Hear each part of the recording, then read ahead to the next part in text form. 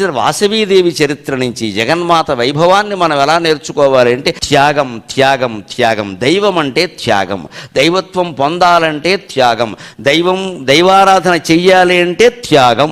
భోగం కోరుకున్న వాళ్ళు దేవాలయంలోకి రావడానికి కూడా పనికిరా. త్యాగం కోరుకుంటేనే దేవాలయానికి రావాలి. వచ్చేటప్పుడు అంతే, వెళ్ళేటప్పుడు అంతే. ఏం వదిలేశాం. ప్రతిరోజు రాత్రి 10ంటికి దంపతులు పడుకునే ముందు ఇవాళ ఏది బయట పారేసాం అనుకోండి, నెల్లాళ్ళలో మీకు మనసు శాంతిగా ఉంటుంది, ప్రశాంతంగా ఉంటుంది. నెల్లాళ్ళలో ఉంటుందమ్మా, ఎక్కువ రోజులు అక్కల.